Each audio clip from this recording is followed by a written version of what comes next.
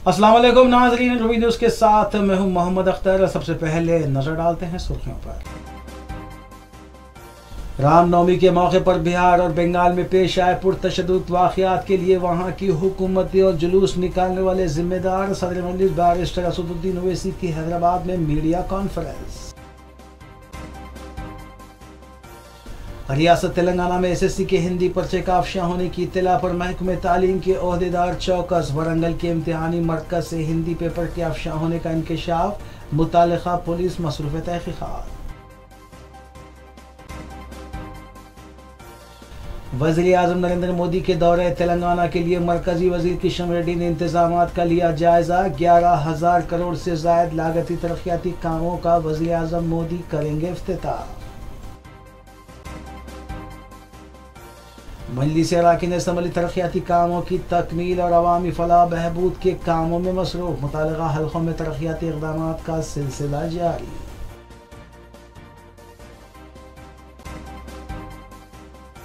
BJP कायदीन बयानबाजी में हद से तजावुज़ ना करें। बीआरएस कायदीन की मीडिया कॉन्फ्रेंस।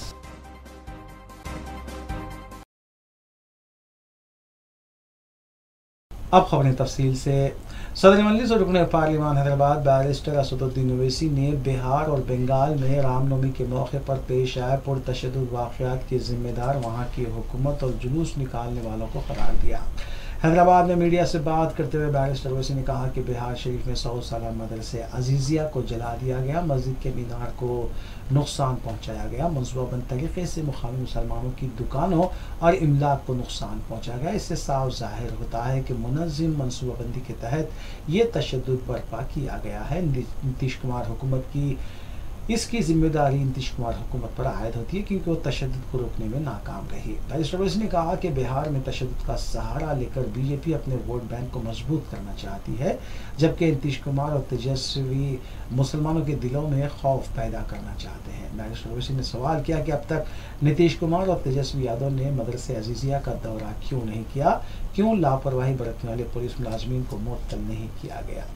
बैरिस्टर ओवैसी ने वडोदरा के वाक़यात का भी हवाला दिया और कर्नाटक में इदरीस पाशा के कत्ल पर भी बीजेपी को निशाना बनाया। बैरिस्टर ओवैसी ने बीजेपी के गोशा महल के मुअत्तल रुकन असम्बली की इश्तियाल अंगेज तकरीर पर कहा कि तेलंगाना हुकूमत से हम मुतालबा करते हैं कि इस शख्स ने जमानत की शर्त की खिलाफ वर्जी की है, इसलिए यहाँ की पुलिस और इंतजामिया को कार्रवाई करनी चाहिए।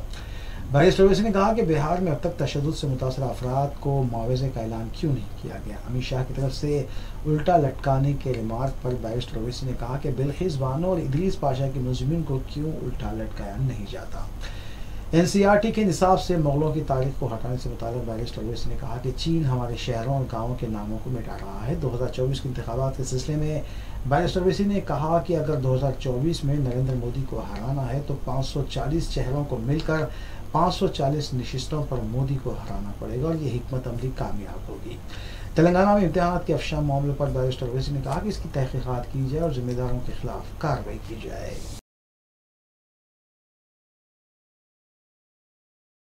जो अगर कोई प्रोसेशन निकालते हैं और वो प्रोसेशन में वायलेंस होता है तो जो ऑर्गेनाइजर्स है उनकी भी जिम्मेदारी उस पर आयद होती है कि उन्होंने उस वायलेंस को रोका नहीं बल्कि उसको आगे बढ़ाया भी।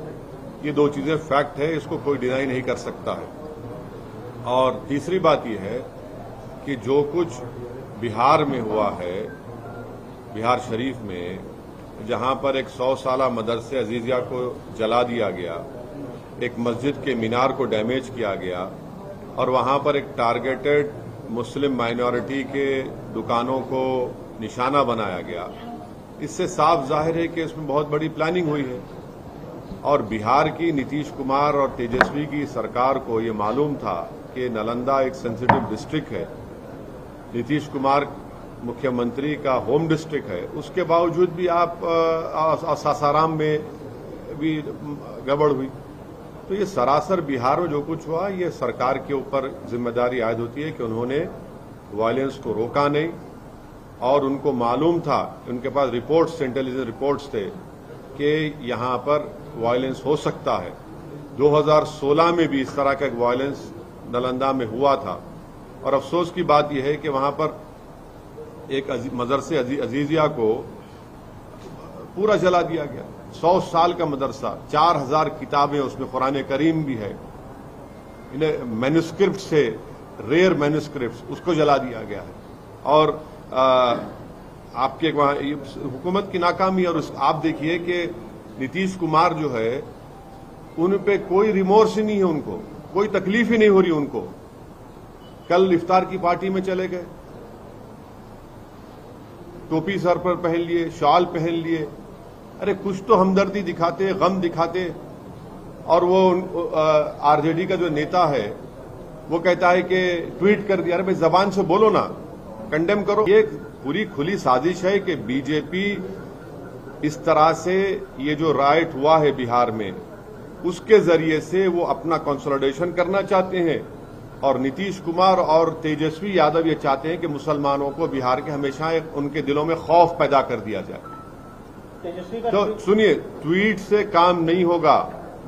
आप सत्ता में हैं, आप मंत्री हैं, आप पावर शेयर कर रहे हैं, क्यों नहीं अभी तक आप और आपके चचा जाकर उस जगह का इंस्पेक्शन करते, उस मदरसे अजीजिया का, उस मस्जिद को जो जाने की कोशिश की गई थी? क्यों नहीं आपकी सरकार ने अब तक कंपनसेशन का ऐलान किया? क्यों नहीं अभी तक आपने उन पुलिस वालों के खिलाफ एक्शन लिया जिनकी मौजूदगी में वायलेंस हुआ? क्यों नहीं आप ये अरेस्टिंग जो लोग किए कर रहे हैं? ये तो इनकी नाकामी है, बिल्कुल सरासर इनकी नाकामी है, और हम कंडेम करते हैं।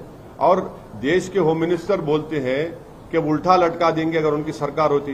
तो फिर वडोदरा में क्या हुआ? उल्टा लटका देंगे तो कर्नाटका में इदरीस पाशा को जिसने मारा उसको उल्टा लटकाएंगे होम मिनिस्टर साहब। कर्नाटका में आपकी सरकार है ना, आपका मुख्यमंत्री है। इदरीस पाशा को रामनगर डिस्ट्रिक्ट से किडनैप करके 20 लाख रुपए रैंसम पूछा गया, 20 लाख रुपए, और नहीं देने की बुनियाद पर उसको आप मॉबलिज कर दिए, उसको उल्टा लटकाएंगे। जुनैद नसीर को हरियाणा में मार दिए ले जाकर, क्या होम मिनिस्टर अमित शाह उन जो मारने वालों को उल्टा लटकाएंगे? ये कौन सा ये बात करते हैं? तो बंगाल के हिंसा को कैसे देख रहे हैं? मैं जो वायलेंस होता है उसकी जिम्मेदारी स्टेट गवर्नमेंट पर आयद होती है, वो उनकी नाकामी है। और जो प्रोसेशन निकालते हैं उन पर भी जिम्मेदारी आयद होती है कि उनका प्रोसेशन निकाला गया, उनकी भी जिम्मेदारी होती है कि वायलेंस को ना होने दें। तो आप क्या सो रहे थे? होटल में रेड मारना था, आप उनको उठाना था होटल से उनको। और अगर जुलूस का परमिशन जो एक रूट दिया गया था, अगर रूट से अगर कोई डाइवर्ट कर रहा है तो आप उनको रोक देते वहां पर। हर प्रोसेशन का एक रूट मैप होता है ना, आप रूट मैप को फॉलो करिए। तेलंगाना में भी हेट स्पीच का मामला सामने आया था रामनवमी के दिन। केस तो दर्ज हुआ है लेकिन कोई पुख्ता कार्रवाई नहीं। हम तेलंगाना सरकार से इस बात का डिमांड करते हैं कि जिस शख्स ने वाहियात बातें की हैं उसका बेल का कंडीशन यही था कि वो दोबारा इस तरह की बकवास और हेट स्पीच नहीं देगा। उन्होंने इस तरह का भाषण देकर अपने बेल कंडीशन का वायलेशन किया है। हम उम्मीद करते हैं कि हाई कोर्ट में उनका बेल कैंसलेशन के लिए कमिश्नर ऑफ पुलिस और यहां का एडमिनिस्ट्रेशन उस पर एक्शन लेगा। और उसी शख्स के खिलाफ महाराष्ट्र में भी एफआईआर हुआ है। तो वो बार बार अपने ही बेल के कंडीशंस को वायलेट कर रहे हैं और ये फिट केस है उनके खिलाफ लीगली आगे बढ़ने के लिए। और संगारेड्डी में जो पटनचीरू में जिस 3 बच्चों को मारा और पीटा गया मार्केट के मामलात में, कल मेरी डीएसपी संगारेड्डी से बात हुई है। उन्होंने मुझे यकीन दिलाया है कि वो अनलॉफुल कन्फाइनमेंट और असॉल्ट का केस बुक किए हैं। मैंने उनसे कहा है कि सर वो उसमें सेक्शन लगाइए 307 अटेम्प्ट टू मर्डर का, क्योंकि एक बच्चे का हाथ टूट गया, दूसरे बच्चे के दांत टूट गए हैं। तो खैर उनको नहीं पता था। आज हम हमारे पार्टी के लोग वहां गए हैं, उन बच्चों को भी लेकर गए, केस रजिस्टर हुआ है और उन्होंने मुझे यकीन दिलाया कि अनकरीब में उन तमाम जो एलिज्ड एक्यूज है उनको जल्द से जल्द गिरफ्तार किया जाएगा। I am saying in context of Bihar, in context of Bihar, which I know that had the Nitish Kumar RJD government had decided that no violence will take place, the violence would not have happened.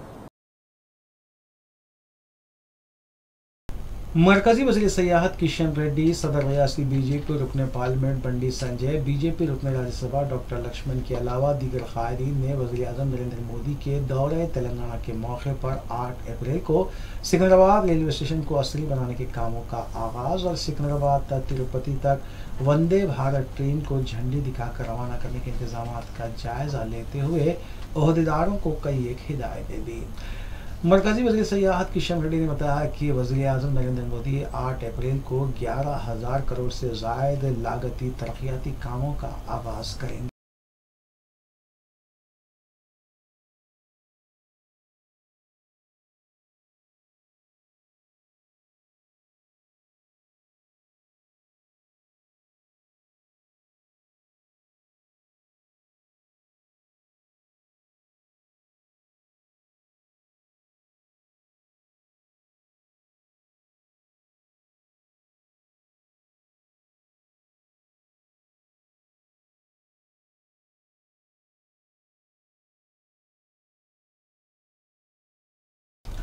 रियासत तेलंगाना में गुज़िश्ता रोज़ SSC के तेलुगु के पहले पर्चे का अफशा हुआ था और आज ये इत्तला मिल रही है कि हिंदी के पर्चे का भी मुबैना अफशा हुआ है। बताया गया है कि वरंगल के इम्तिहानी मरकज़ से इस पेपर का अफशा हुआ है। जैसे ही व्हाट्सएप पर हिंदी का पर्चा वायरल हुआ, इंतज़ामिया हरकत में आ गया।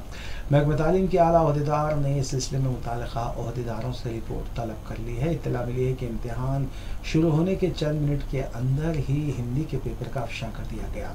अब इस सिलसिले में मज़ीद तफसीलात सामने नहीं आई, ताहम पूरे महकमे तालीम को इस सिलसिले में चौकस कर दिया गया है।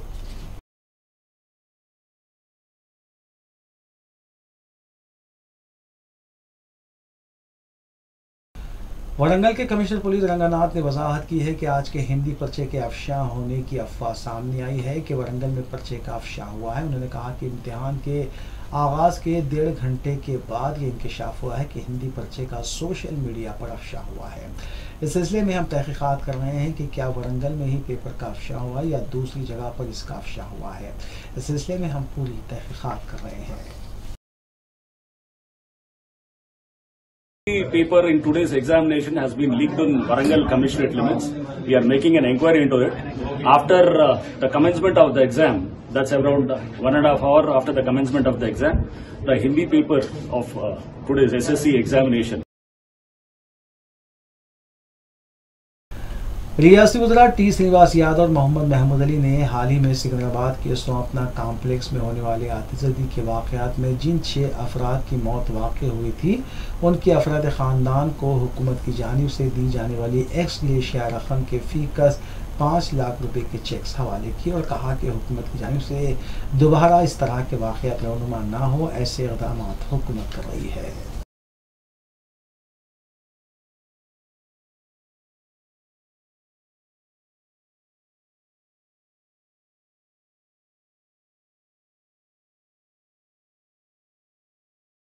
सदर रियासती बीजेपी रुकन पार्लियामेंट बंडी संजय ने सिकंदराबाद रेलवे स्टेशन पर मीडिया की जानिब से वज़ीर आज़म की डिग्री से मुताल्लिक़ पूछे गए सवाल का जवाब देने से गुरेज किया और उन्होंने वज़ीर आला के चंद्रशेखर राव पर ही इल्ज़ामात की बौछार कर दी।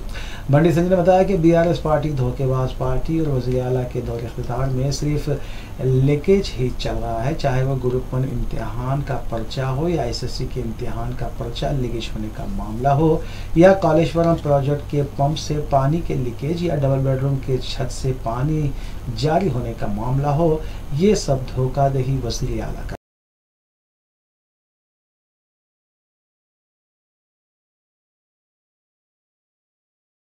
ఎలక్షన్ ఉద్యోగాలు మోడీ గారి ప్రభుత్వం ఇలా సంకల్పించింది. ఎక్కడైనా పొరపాటు జరిగినాయా? ఇప్పుడు కేంద్రమేమో సీదా సాఫీగా నిక్కచ్చిగా నిజాయితీతో నిబద్ధతతో నిర్వహిస్తున్నది. అక్కడ ఎందుకు అక్రమం చేస్తారు, ఇక్కడ ఎందుకు జరుగుతున్నాయి ఒకసారి చెప్పాలి రాష్ట్ర ముఖ్యమంత్రి. ఇప్పుడు ప్రతిపక్ష పార్టీలు ఆయన మోడీ వ్యతిరేక ఫ్రంట్ చైర్మన్ చేస్తే ప్రపంచంలో ప్రపంచ నాయకుడు నెక్స్ట్ గా ప్రపంచంలో అన్ని పార్టీలకు ఈయన నాయకుడు అవుతాడు. ప్రపంచం అంతా ఖర్చు పెట్టిన డబ్బంతా సంపాదించాడు, పొట్టు చంపిన పైసలు. ఇలా ఆ రాజు దేశ ఆయన ఎవరు బీజేపీ లీడర్ రాదాయనే, బీజేపీ లీడర్ కాదాయనే, ఆయన చెప్పిండు. అదే చెప్పాను కదా, కేసీఆర్ పరిస్థితి 8 సంవత్సరాల క్రితం బతికేది, ఇప్పుడు బతికేది. దేశంలో బీజేపీని ఓడగొట్టడానికి అన్ని ప్రతిపక్ష పార్టీలకు పైసలు ఖర్చు పెట్టే స్థాయికి నువ్వు వచ్చిన సిపాయి మూడంగా తీసుకొని కనబట్టే నేను తెలంగాణ ప్రజలు బతికలేరు. ఇక ఇలా జీతాలు ఇచ్చే పరిస్థితి లేదు. ఇది అభివృద్ధి అంటున్నాను. అంటే నీ ఫామ్ హౌస్ కట్టుకుంటే అభివృద్ధి, మహిళల మీద అత్యాచారాలు పార్టీలు బీఆర్ఎస్ పార్టీలు ఎంఏ పార్టీలు అత్యాచారం చేస్తే అభివృద్ధి, వేల కోట్లు సంపాదించి విదేశాల్లో పెట్టుబడి దొంగతనం.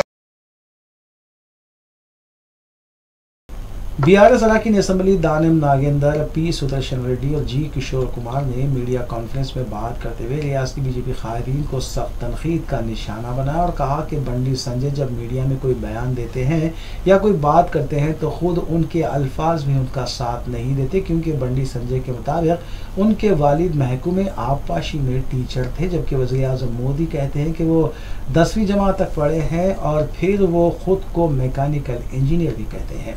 मज़कूरा कायदीन ने बीजेपी को इंतबाह दिया कि वो बयानबाजी से में हद से तजावुज़ ना करें, बसूरत दीगर बीआरएस कायदीन बीजेपी की पोल खुल सकते हैं। ముఖ్యమంత్రి గారు పొల్లు పోతే నేను రాజీనామా చేసి వెళ్ళిపోతాను ఎమ్మెల్యే పదవి. ఈ ఛాలెంజ్ రాదు. ఆయనకున్న అవగాహన కానీ, ఆయనకున్నటువంటి వాస్ట్ ఎక్స్పీరియన్స్ కానీ, ఈ దేశంలో ఉన్నటువంటి వనరుల విషయంలో కానీ, హ్యూమన్ రిసోర్స్ మీద కానీ, any subject irrespective of any subject నేను చెప్తా ఉన్నా. మీకు దమ్ముంటే పెట్టండి డిబేట్, మీకు తీసుకురండి మీ మేధావుల్ని, ఎవడెవడో దేశంలో ఉన్నటువంటి మేధావుల్ని. ఈరోజు అది బుద్ధి లేక మీరు ఈ దేశంలో ఉన్నటువంటి ఆర్థిక పరిస్థితి దిగజారిపోతుంది. తెలంగాణ బంగారు తెలంగాణ దిశగా వెళ్ళింది కాబట్టి ఆ బంగారు తెలంగాణలో తీసుకున్నటువంటి మోడల్ని అన్ని రాష్ట్రాల్లో జరగాలని ముఖ్యమంత్రి గారు ఏం చెప్పారు నిన్న, వారి ప్రచారానికి కావాల్సినటువంటి సపోర్ట్ నేను చేస్తామని చెప్పారు. దానికి రకరకాల ఇది ఇచ్చాడు. ఏంది ముఖ్యమంత్రి డ్రగ్స్ వ్యాపారం చేశారు. ఉక్కు పాదంతో అనగదొక్కుతున్నాం ఇక్కడ. డ్రగ్స్ వ్యాపారం చేసేవాడు కానీ हल्का असम्बली कारवाल में तरक्याती कामों के लिए इक़दाम का सिलसिला जारी है और इन्हीं इक़दाम के तहत VDCC रोड के कामों को मंजूरी दी गई है। मुतालिका रुकन असम्बली कौसर मुहिद्दीन ने मज़कूरा कामों का इफ्तिताह अंजाम दिया। नानानगर डिवीज़न के इलाके निज़ाम कॉलोनी में VDCC रोड के अलावा MP3 पाइपलाइन को भी मंजूरी दी गई। बाद रुकन असम्बली कौसर मुहिद्दीन ने इस काम का इफ्तिताह अंजाम दिया, जबकि इस मौके पर GHMC के अहदेदार भी मौजूद थे।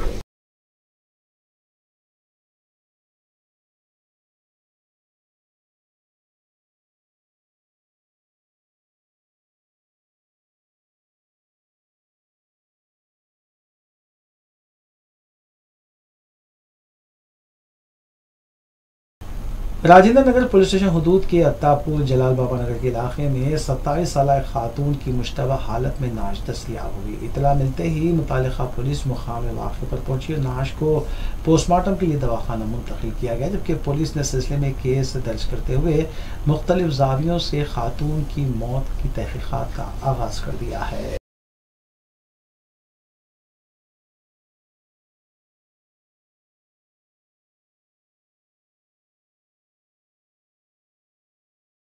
नहीं बोले नो हमको क्या हो रहा हम बोल के फ़ोन करे तो भी रात में 12-1 बजे चोरी से बात करते थे सब हमको क्या हो रहा मैं कहीं को ऐसा बोले तो नहीं, कुछ भी नहीं आप ही कुछ भी नहीं बोल के बोलते थे नो। फिर तो क्या हो रहा बोले तो नहीं, अब्बान से भी बात करे तो भी खाली पैसे लो बोल रहे बोल के ज़्यादा ये करते थे। क्या नाम है माँ का? शाहीन बेगम। कहाँ रहते हैं? ये रहते 9 नंबर। 9 नंबर पे कहाँ पर? मीमिन स्कूल के पास है घर उनका। तो कौन मंगाते पैसे इनसे? तो हम बोले दोनों घर क्या ले रहे थे कि नहीं मालूम, तो हम बोले कहीं को होना मत तुमको पैसे 2 साल पहले शादी हुई ना, बोले तो क्या ही कि अभी मेरे को खाली पैसे लो बोल के टॉर्चर करे। अब्बा भी सबकी चोरी से, बहनों की भाईजानों की सबकी चोरी से, फिर वो लोग भी मांगते बोल के नो क्या करे। हमारे अब्बा सबकी चोरी से दिए। कितने दिए? 5-6 बार 50-50 हज़ार दिए कहते। 2.5 लाख रुपए दिए। हाँ फिर साहब हमारे भैया है ना तक किराक दिमाग की कुछ भी आउट ले तो बेटी तेरे बोल के क्या करे मालूम। अब्बा भैया को नहीं बोले नो, नहीं बोले हाँ कुछ भी ऐसा बोल के नहीं बोले तो फिर कल 5:30 बजे शहरी के टाइम पीर के दिन बात करे, वीडियो कॉल करे कर को क्या हुआ माँ कहीं को ऐसा सूरत आले के बैठे बोलते नहीं कुछ भी नहीं। आप ही बोले क्या हुआ तुम सीधा बोलो कहीं को ऐसा घुट के रह रहे माँ, बोले तो नहीं आप ही कुछ भी नहीं जी बोल के मेरा बेटा कैसा कर रहा बोल के क्या करे 2-3-4 बात करे हमारे से, बात करके फ़ोन कट करती है साहब। अब किसको मारे बोल रहे आप? उनके सास देवरा उनके हस्बैंड सब मिले, हमारे को इंसाफ होना, हमारी बच्ची को उनको फांसी होना सब। नहीं माँ, उनके मारे सोनों का नाम क्या है? हस्बैंड का। गुजारिश करते हैं हमारे तेलंगाना सरकार से, और ये इंसाफ होना ऐसे अवैसी साहब का बहुत इज्जत करते हैं हमें। अब अकबर अवैसी है, अवैसी बोल के हम कर्नाटक से है, और आंध्रा में तेलंगाना में उनकी हुकूमत है, ऐसा नहीं होना बोल के हम ऐसे गुजारिश करते हैं। हम सुबह से आके इस राजेंद्र नगर पीएस के पास बैठे हुए हैं, और वो बच्चा क्या बोलता, तुम लोगों को देख लेता हूँ करता हूँ, हम किसान लोग हैं, हम लोग आने का नहीं जाने का नहीं। बच्ची को बोलते पैसे दो बोल के, वो बच्ची का मैं छोटा भोने हूँ मैं, और क्या बोलते नहीं पैसे होना, वो लेना है, ये लेना है। बच्चे उसके मर्द को भेज के पीछे टॉर्चर कर रहे, पैसे दो बोल के।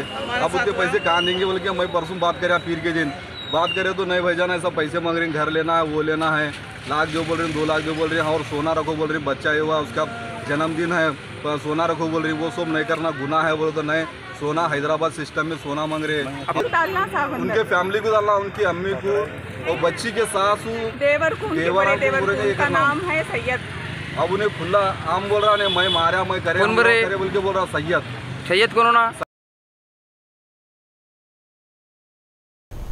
बल्दी डिवीजन पत्थरगट्टी में बल्दी मसाइल की यकसोई के लिए मुताल्लिक़ा डिवीजन कॉरपोरेटर महमूद सोहेल खादरी ने बल्दिया के आला ओहदेदारों के हमरा दौरा करते हुए उन्हें बल्दी मसाइल से वाकिफ़ करवाया।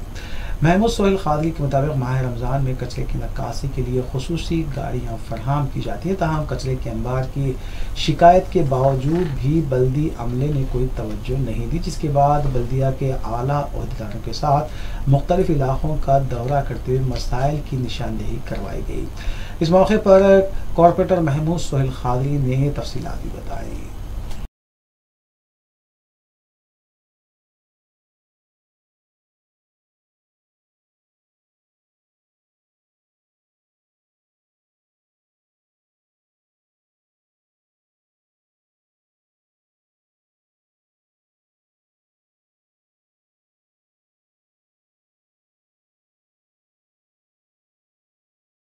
सदर वायएसआर तेलंगाना पार्टी वाहिद शर्मिला ने मंगल के रोज सदर तेलंगाना जनरल समिति प्रोफेसर कोदंडाराम और Marx communist party state secretary Veera Bhadraiah से मुलाकात करते हुए तलबा के मसाइल और बेरोजगारी के मसले को लेकर मुश्तरका एहतजाज करने और टी सेफ फोरम तश्कील देने के सिलसिले में मुलाकात की और तबादले ख्याल किया। बाद वाहिद शर्मिला ने मीडिया से बात करते हुए बताया कि बेरोजगारी के मसले पर मुत्तहदा एहतजाज करते हुए हुकूमत पर दबाव डालने के सिलसिले में अपोजिशन जमातों के कायदीन से मुलाकात की जा रही है।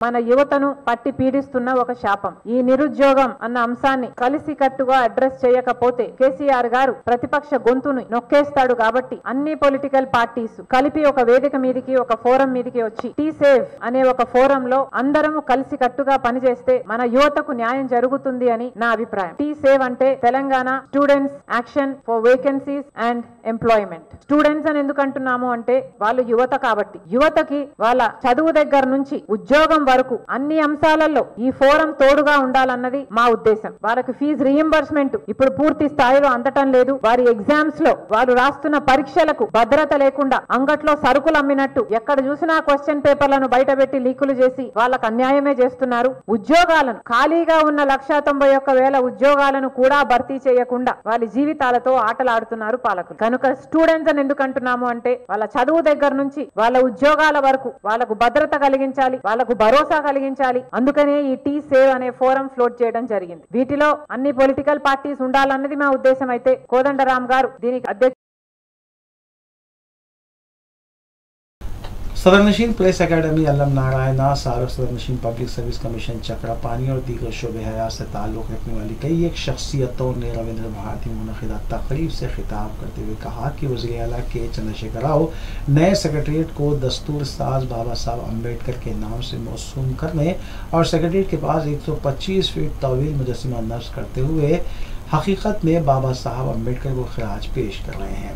मज़कूरा शख्सियत ने बताया कि अम्बेडकर ने दलितों की तरक्की का जो ख्वाब देखा था उसे वज़ीर आला के चंद्रशेखर राव पूरा कर रहे हैं।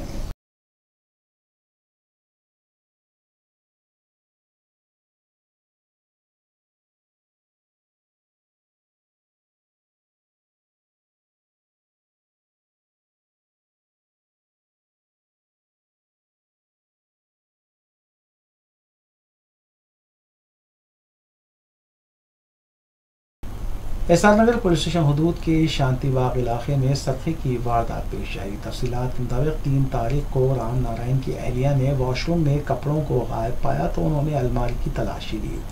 अलमारी से 150 तोले के तिलाई जेवरात गायब पाए गए। फौरी उन्होंने अपने शौहर को इत्तला दी और फिर एसआर नगर पुलिस में शिकायत दर्ज करवाई गई। मालिक मकान ने अपने घरेलू मुलाजिमा पर इस मामले में शुबे का इजहार किया है। पुलिस इस सिलसिले में तहकीकात कर रही है।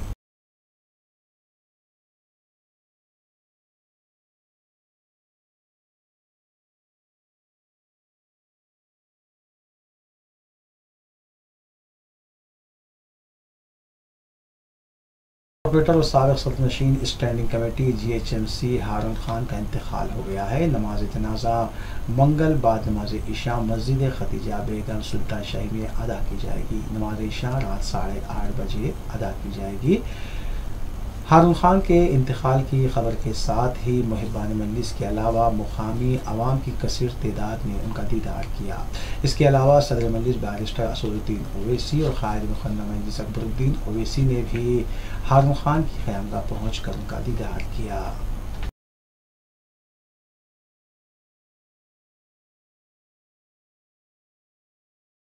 आखिर में सुर्खियां एक बार फिर।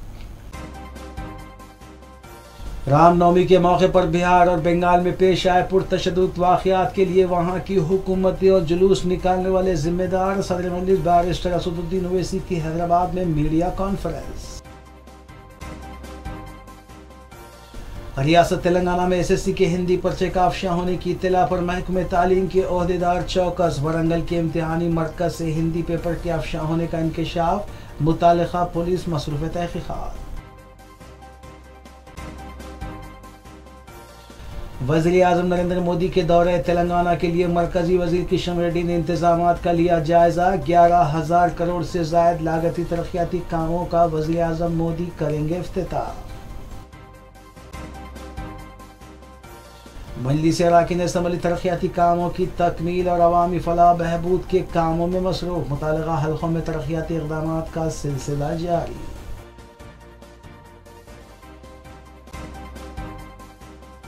बीजेपी कायदीन बयानबाजी में हद से तजावुज़ ना करें। BRS कायदीन की मीडिया कॉन्फ्रेंस। नाज़रीन, रूबी न्यूज़ की फीडबैक के लिए स्क्रीन पर दिए गए नंबर पर आप कॉल कर सकते हैं या ईमेल के जरिए हमें पैगाम भी भेज सकते हैं। इसी के साथ रूबी न्यूज़ ही इख्तिताम पज़ीर होती है। रूबी न्यूज़ की सारी टीम को दीजिए इजाज़त। अल्लाह हाफ़िज़।